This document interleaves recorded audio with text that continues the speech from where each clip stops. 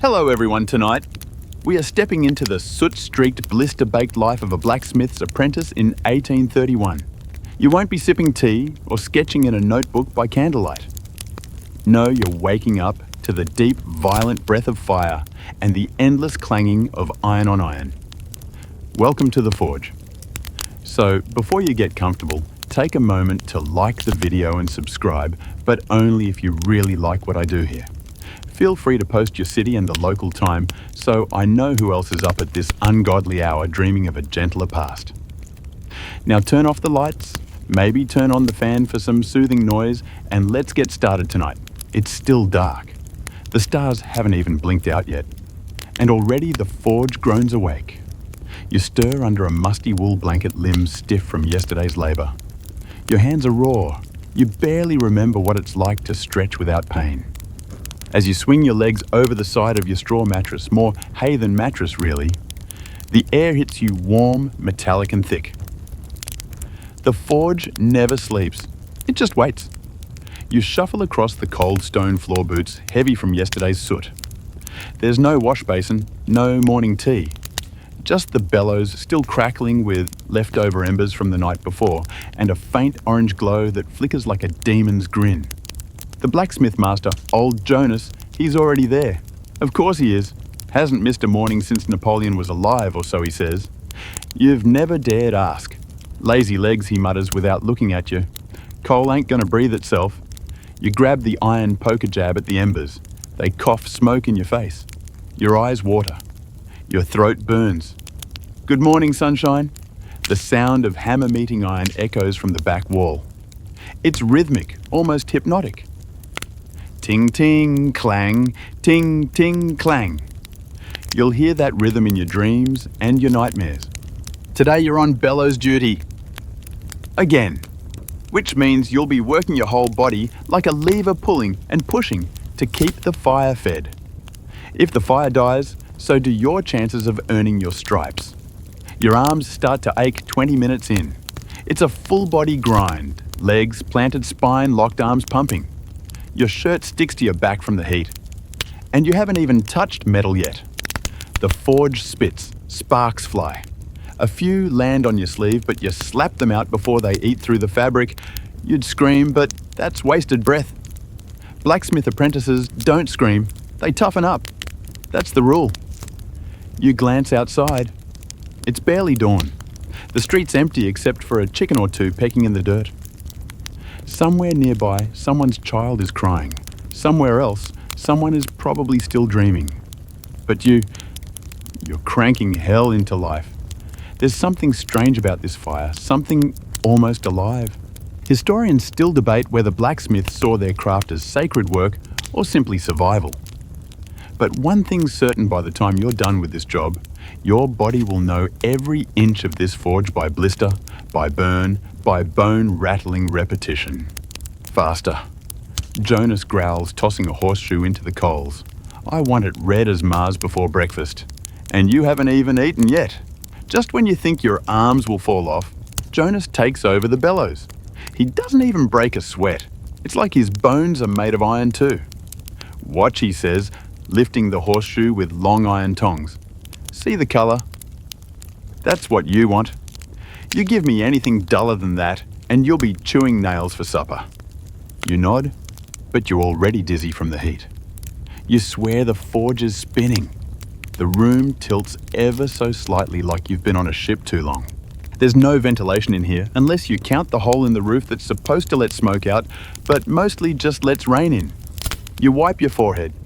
The soot mixes with your sweat, streaking your face like war paint.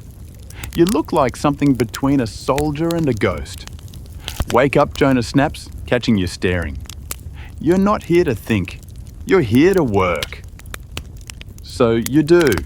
You pick up the tongs with trembling hands and prepare to move your first piece of the day. And just like that, the forge roars back to life, angry, glowing, unforgiving. By the way, did you know some ancient blacksmiths used crocodile dung as a kind of heat-insulating paste? Odd, but true. Luckily for you, 1831 doesn't smell that bad. Yet. You grip the iron rod with the tongs, Watch the colour shift from orange to yellow-white and wonder for the 100th time if your fingers will ever stop trembling, if your back will ever stop aching, if the sound of hammering will ever stop echoing in your skull. You suspect not, and it's only the start of the day. Your morning isn't measured in minutes, it's measured in burns. The forge, now fully awake, bathes everything in a hungry orange light. You're no longer a person in this room, you're a pair of arms, a pair of eyes, and hopefully enough wits to avoid branding yourself like cattle. You roll up your sleeves, revealing forearms speckled with tiny half-healed scars. Blacksmith freckles, Jonas calls them. Badges of the trade, he says. Earn enough and maybe I'll let you swing a hammer someday. You don't reply. You know better. Apprentices don't talk unless spoken to. And even then, you're supposed to keep it short and without complaints.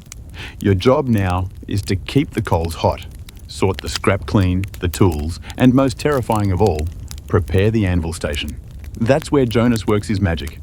Or violence. You haven't decided yet.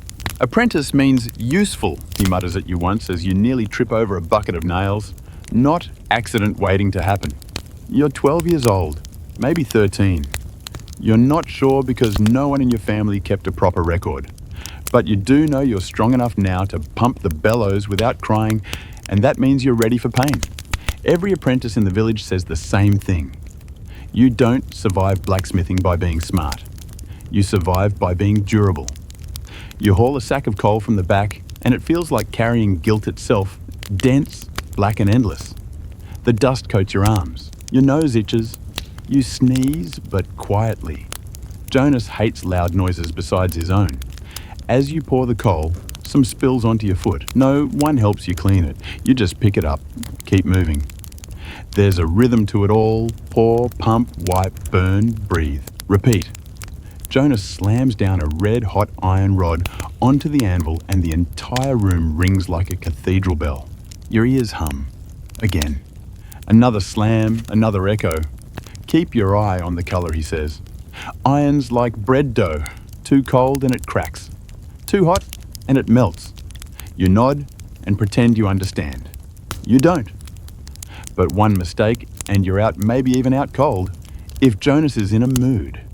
Historians still debate whether apprenticeships in trades like blacksmithing were valuable paths to social mobility or just glorified child labour with extra fire hazards. From where you're standing, it feels like a bit of both. Mostly the fire hazard part. You grab the file and start smoothing the edges of a half-shaped nail. Jonas watches from the side. You can feel his breath on your neck, hot and judging. That's crooked, he snaps. Start again. You clench your teeth, breathe through your nose and do it again. Your fingers are already numb. It doesn't help that your right thumbnail has started to blacken from heat exposure. You flex it just to see if it's still alive. Lunch isn't a break, it's a truce. A short silent ceasefire where the hammering stops and you get to chew. If you're lucky, there's leftover bread from yesterday and maybe a slice of salt pork. You sit on a barrel outside, shoulders hunched, soaking in the sunlight like a prisoner. A girl from the bakery walks by and wrinkles her nose. You smell like the devil's armpit, she says. You smile, which surprises even you. Inside the forge, Jonas is still tinkering with a new ploughhead design. He mutters to himself like a wizard from a bad dream. Every so often he yells something like, "This damn hinge won't hold," and you run in to hold it anyway. There's no such thing as my job or his job here. Just the job. And you are, in his words, an extra pair of hands with ears optional. Sometimes he tells stories while he works mostly to himself. Tales about the war or the time he broke a nobleman's sword on purpose just to prove a point. Too proud to polish it, he'd grumble. Deserved a snap. Other times he tells weird facts like how some smiths used urine to temper steel because it helped cool it evenly. Science, he says, or witchcraft. Who knows? It's these strange little moments that make the day bearable. That, and imagining what life might be like in a bakery where burnt means crusty bread, not your skin. You start to drift off, still chewing your bread, when Jonas barks from inside, breaks over, "You're not here to sunbathe." You stand, brush off the crumbs, and walk back into the belly of the beast. The forge greets you with another slap of heat to the face. The air is thick with smoke and pressure and the faint bitter smell of metal fear. You take a deep breath and get ready. The bellows are waiting, the anvil is ringing, and Jonas, he's just getting started. Back inside the forge, your stomach twists not from nerves but from lunch. That piece of pork fat you chewed on like it was gold.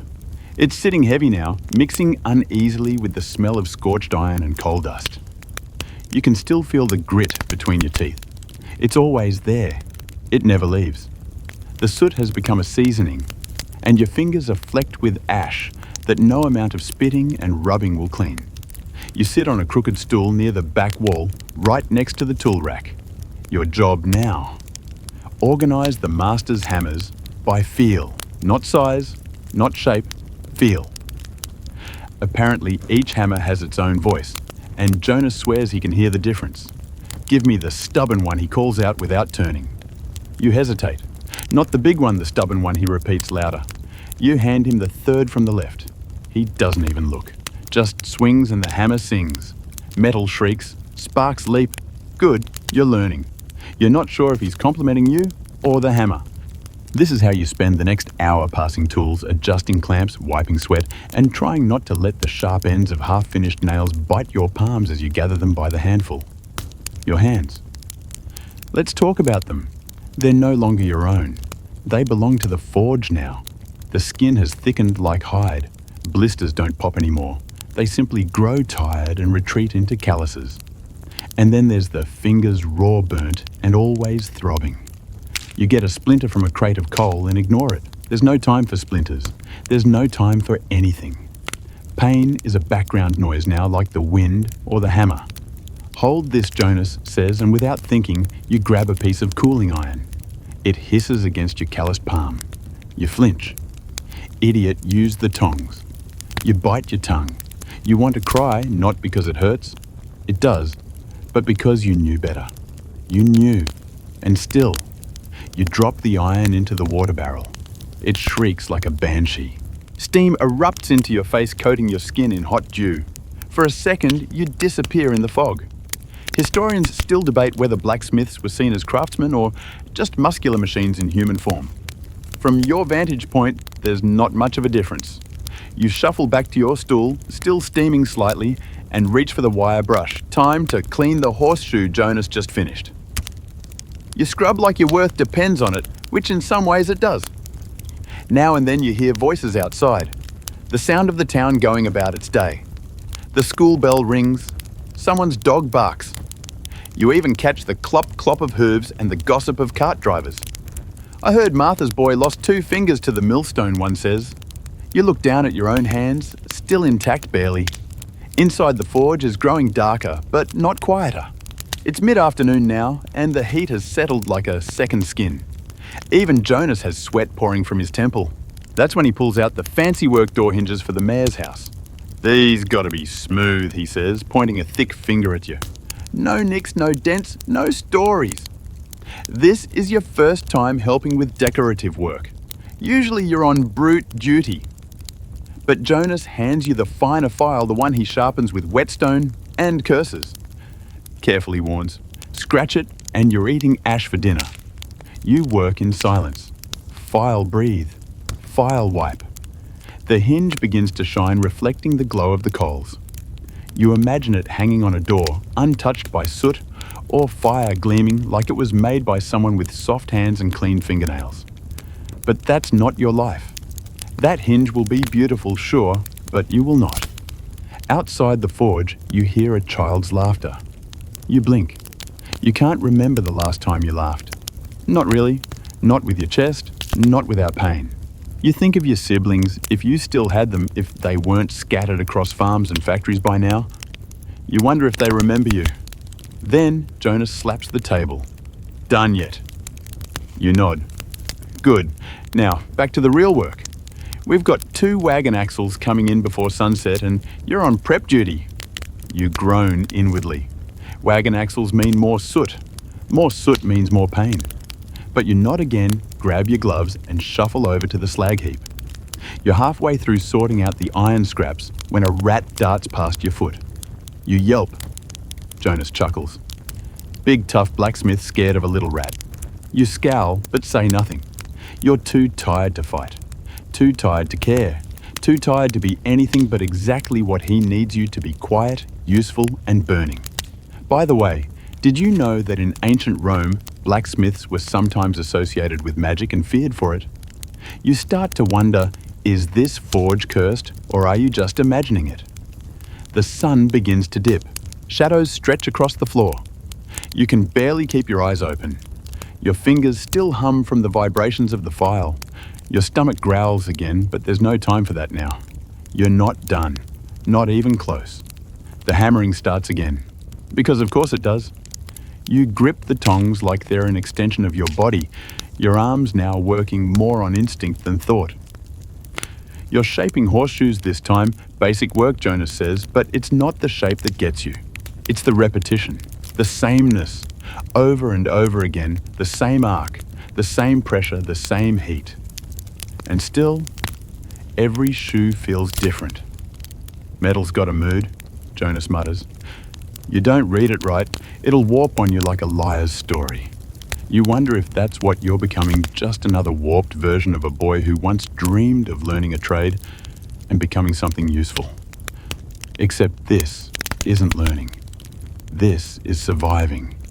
The anvil rings again. Your ears don't even flinch anymore. You've entered a strange kind of trance, one where your hands are sore, your eyes are burning, and your body is coated in an oily sheen, but you keep going. Because if you stop, Jonas will notice. And if Jonas notices, something will fly your way. A tool, a curse, or worse, his silence. There's a certain cruelty in silence here. It means disappointment. It means you're not even worth correcting. The forge grows louder with the roar of two voices now. The village carpenter has stopped in red-faced and ranting about a broken chisel head. Jonas meets him in kind bellow for bellow. You keep your eyes down and your hammer steady, pounding the curve into a red-hot rod like your life depends on it. Because it kind of does.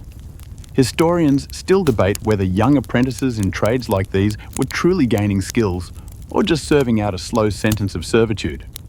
Looking at your blistered palms, you have a guess. It's both. It's a strange blend of blessing and punishment.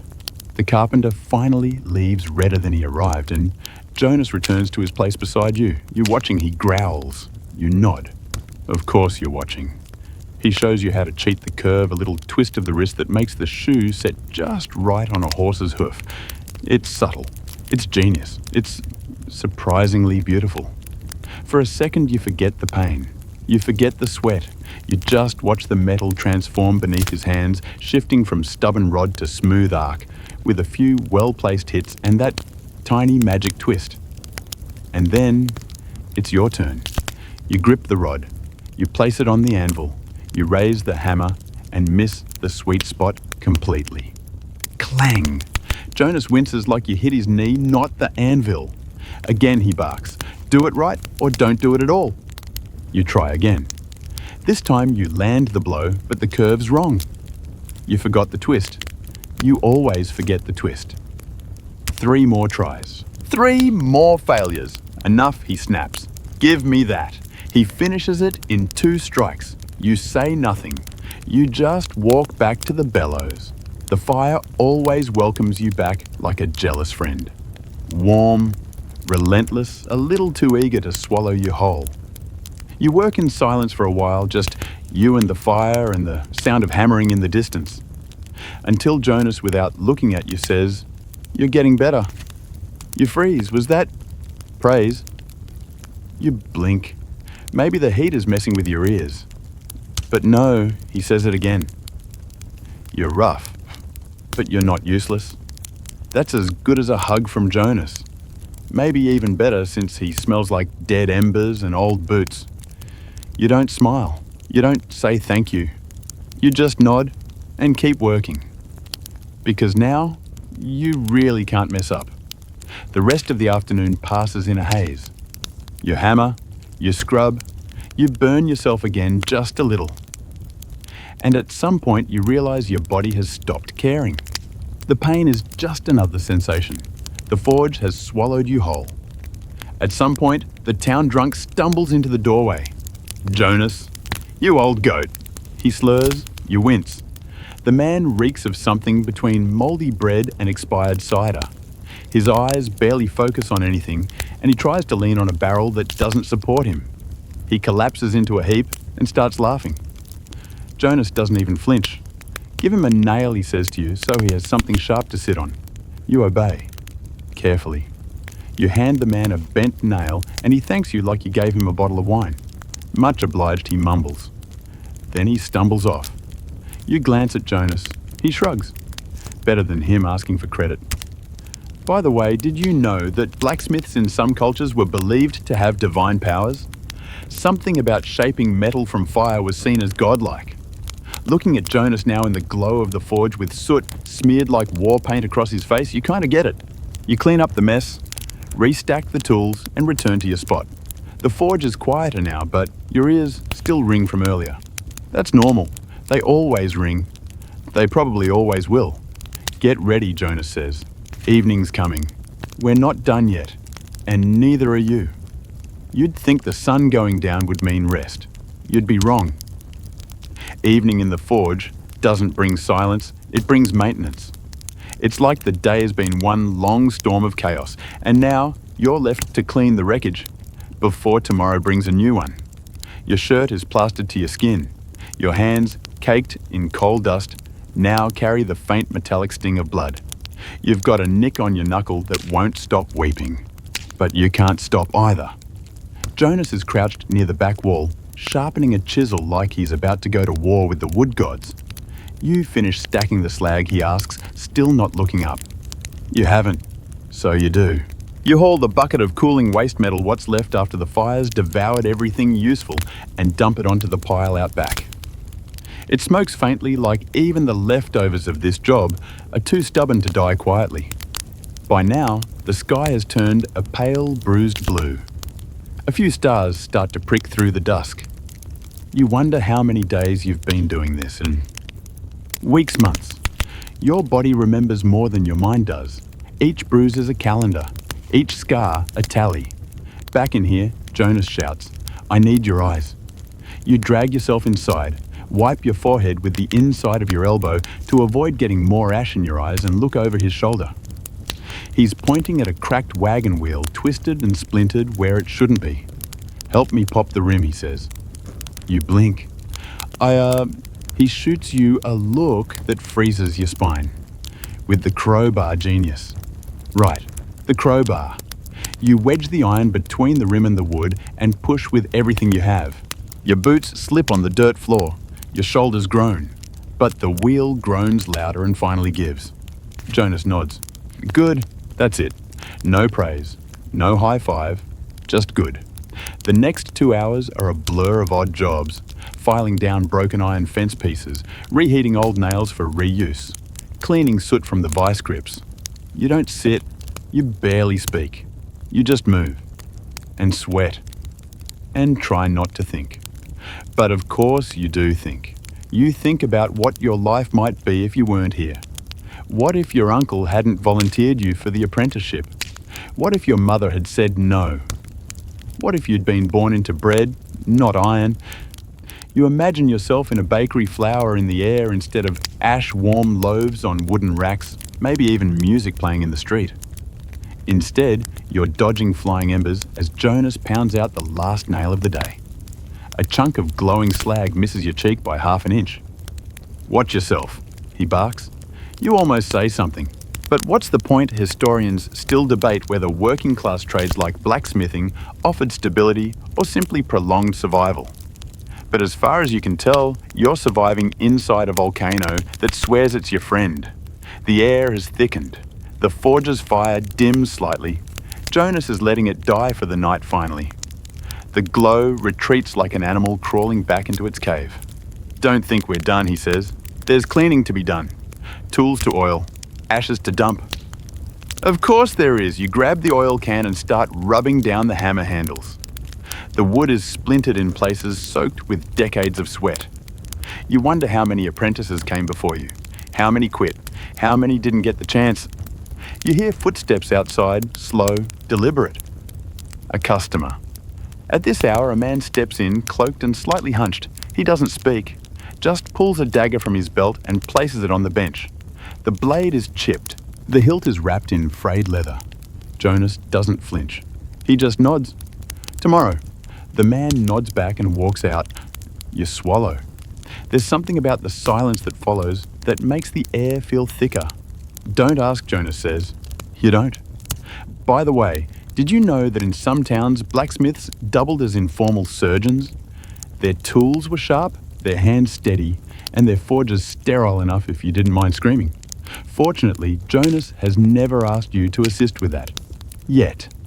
You toss the last pile of ashes out back. The sky has gone full black. The stars look like holes punched in a blanket. You can hear frogs now and the occasional hoot of an owl. The village is falling asleep. You're not. There's still leather straps to sort. There's still nails scattered under the bench. And somewhere under your foot, you're pretty sure you stepped on a flattened hinge you forgot to return. The forge is quieter now, like it's exhaling after a long day. You stretch your back and feel 3 distinct pops. That can't be good. Jonas tosses you a rag. Clean your face before you go blind. You wipe down with a bucket of cold water that feels like a slap and a blessing at the same time. Your reflection in the water. Barely there. Just a pair of eyes peeking through layers of ash. You'll sleep like the dead tonight, Jonas, says his voice almost kind. Unless you snore. Then I'll throw a boot at you. You chuckle. Just a little. Maybe he's warming up to you. Or maybe he's just tired. Either way, the forge is shutting down. But you're not done yet. You think nightfall would finally bring peace. It doesn't. It brings chores.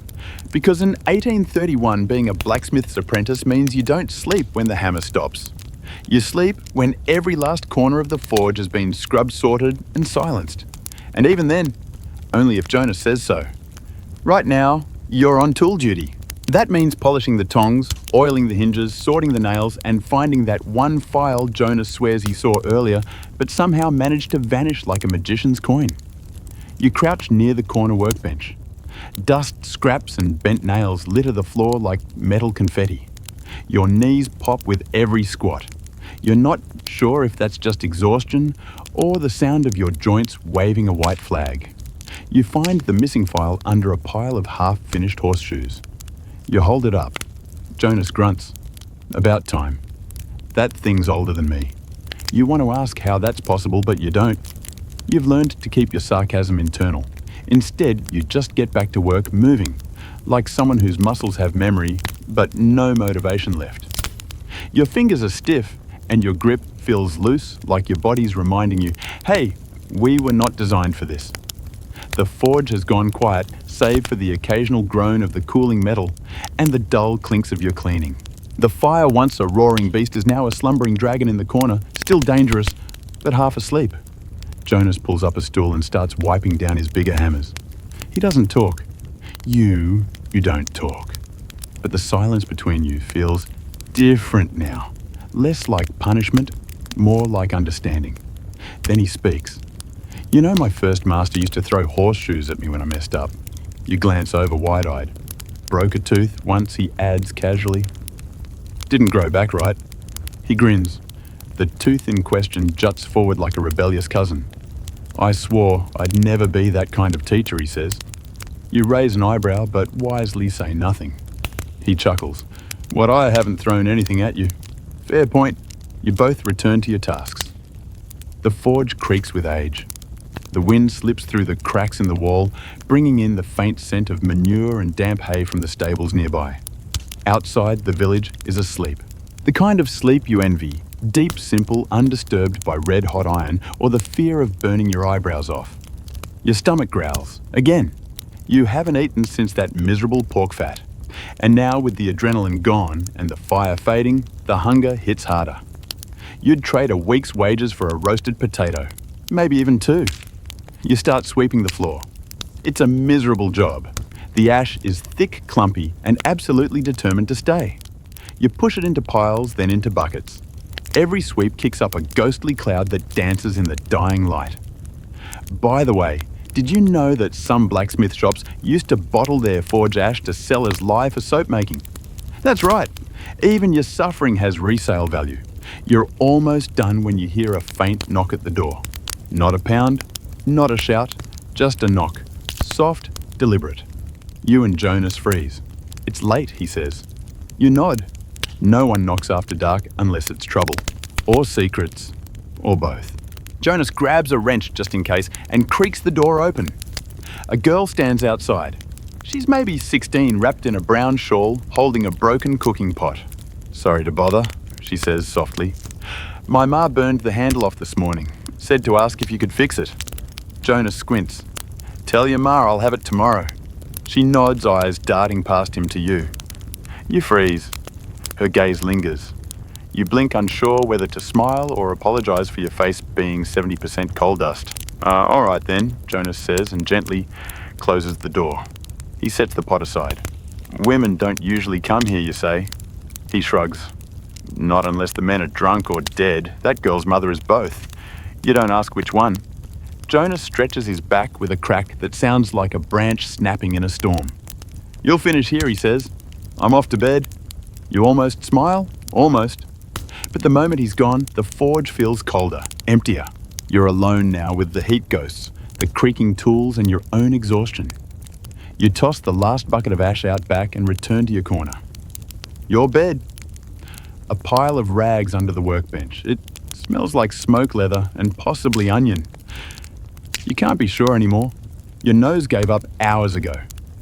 You pull the ragged blanket over your shoulders, curl into a shape that feels vaguely human and close your eyes.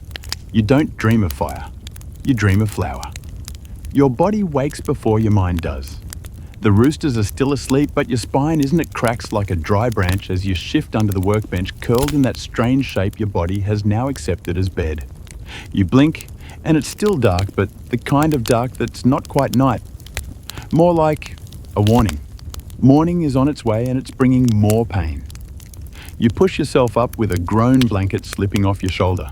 The air is damp and cold, and the sweat from last night has dried into an itchy crust on your skin. You look down at your arms. You're not even surprised anymore, just another layer of soot, another new blister. It's not even fully morning, and you already feel like yesterday is still clinging to your bones. You step out of the forge to dump the last bucket of yesterday's ash pile, because yes, that chore still wasn't done. As the cold wind hits your face, you notice the first breath of dawn crawling over the hills. The sky glows faintly like the forge before it roars.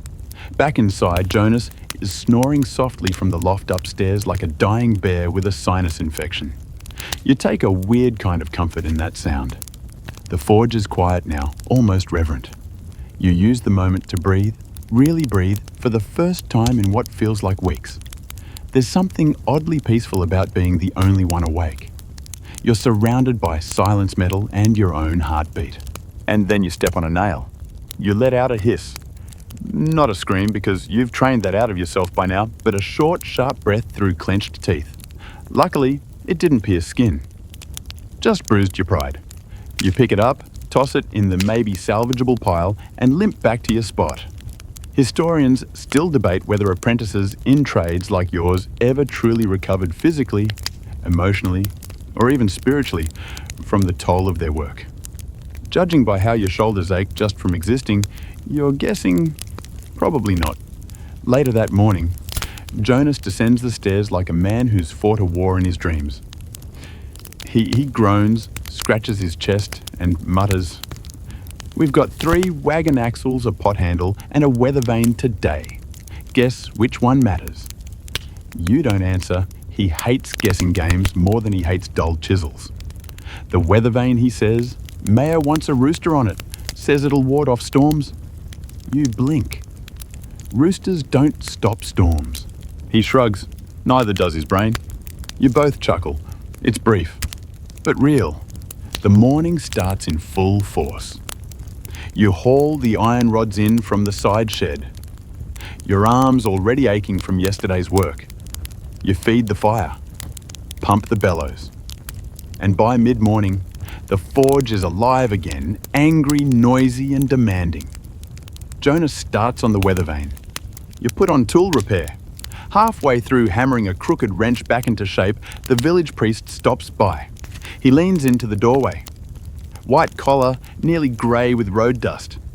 "Still alive in here," he jokes, barely a mutter. Jonas laughs. "What's a holy man want with a blacksmith?" "Just checking," the priest says. "You promised to fix that church gate a month ago." Jonas waves him off. "Tell God I'm working on it." The priest smirks. He's not the one who's locked out. As he leaves, you hear Jonas mutter something about eternal damnation by passive aggression. The work continues. You feel yourself slow down. Your legs move like they're wrapped in chains. Your hands tremble slightly when holding the tongs. Not from fear, just fatigue. Deep, unshakable fatigue. By early afternoon, the wagon axles arrive, big, brutal things thicker than your wrist. You and Jonas heave them onto the rack, and he starts measuring. "You know why this job matters?" he asks, squinting over a piece of chalk. You shake your head. Because a broken axle doesn't just ruin a cart, it kills a family. No food delivery, no wood, no doctor rides. That's how people die. You stare at the iron, suddenly more aware of its weight, not just in your hands, but in its consequences.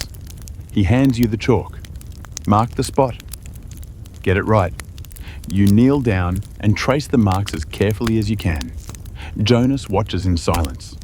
Then for once he says, "Good." That's twice this week. You're on a roll. The hours grind on. The sun dips low again. You can feel the ache building in your neck, spreading like heat from a forge but duller deeper. By the way, did you know that blacksmiths often died younger than other tradesmen? Not from the fire, but from years of inhaling fumes. You remember that as you cough for the 4th time today. Each breath feels just a little heavier than the one before. Evening creeps in like a slow tide. You finish polishing the weather vane, its rooster shape oddly noble in silhouette. You imagine it spinning above town, totally unaware it was born in fire and sweat. Jonas grunts. "Not bad. You'll sleep like a stone tonight." You nod. But inside you wonder, what if you didn't sleep in soot tonight? What if you ran, walked to the next village, found the bakery, found anything not covered in ash? But then again, where would you go? This life may be hard, brutal even, but it's yours now, and you're still standing. You're not sure what time it is anymore. Sun's gone, the stars are out, and the forge, your whole world, is finally quiet. But sleep, that's still a ways off. You've got one last job: coat the tools in oil before the night moisture creeps in and rusts them over. You kneel by the bench, hands nearly moving on their own. Dip the rag, wipe the metal, dip again. The scent of linseed oil mixes with the ever-present metallic tang. Your fingers are moving, but your brain is floating. You're not in pain anymore, you're past pain. Somewhere beyond sore. Somewhere numb. Jonas is upstairs already asleep. You can hear the boards creak beneath his shifting weight. He snores in bursts punctuated by the occasional grunt, like he's still fighting the anvil in his dreams. You finish with the tools, place them in their slots, and wipe your hands on your shirt. Useless gesture, considering your shirt looks like it lost a fight with a chimney. You turn to your sleeping spot, the same pile of rags and burlap under the workbench. It's no grand reward. It smells like damp leather and whatever you dropped last week and forgot to clean up. But it's a place to collapse, and at this point, that's enough. You stretch out, bones cracking like dry kindling. Your eyes flutter closed. And then just as sleep is beginning to pull you under, the door creaks. You freeze. It's not the wind. It's not an owl. It's someone. You sit up slowly, every muscle in your body screaming in protest. You grab the nearest thing, an iron file, and approach the door like a soldier approaching a trap. But it's just old man Bramley, the town elder, half blind, full of stories no one asked for. "Evening," he mumbles, swaying slightly.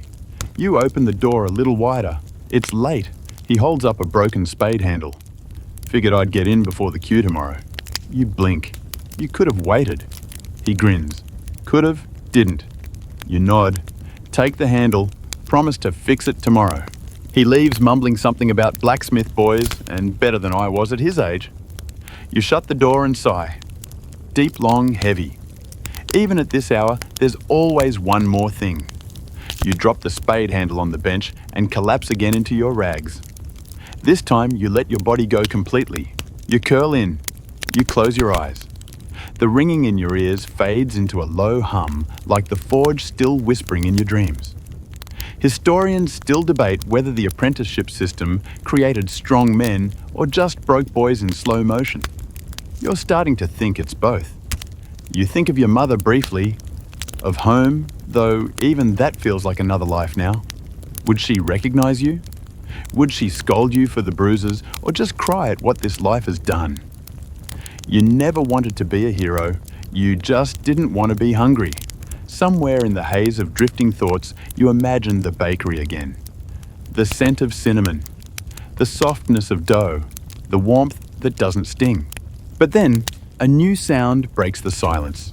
Rain. You smile, a tired, soot-covered, barely there smile. Because the rain means tomorrow morning the firewood will be wet. The forge will take twice as long to start. Jonas will curse at the sky. And maybe, just maybe, you'll get to sleep 10 minutes longer. It's the closest thing to hope you've got right now. The tools are clean, the fire is low, the rags are warm. Your body is broken but still breathing. You close your eyes. Sleep takes you not like a soft wave, but like a collapse. And in the end, that's enough. The forge sleeps now. The fire no longer crackles the anvil, no longer sings. And you just a boy. Beneath a world of iron, breathe slow and deep beneath the soft rhythm of midnight rain. Today was not gentle. It asked too much, gave too little, and left its mark on every inch of your body. But there is power in endurance, in rising each day to meet the flame, in shaping something useful from something wild. The world outside the forge moves on quiet streets, star-filled skies, distant dreams. But here, in this space carved by hammer and heat, you've earned something rare, not glory, not gold, but a stubborn kind of peace.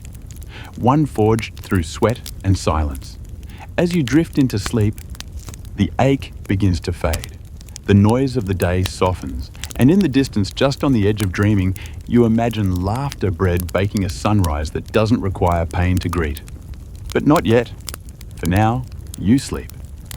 And you've earned it. Wherever you are, listener, may your pillow be soft, your thoughts gentle, and your rest deep. Good night.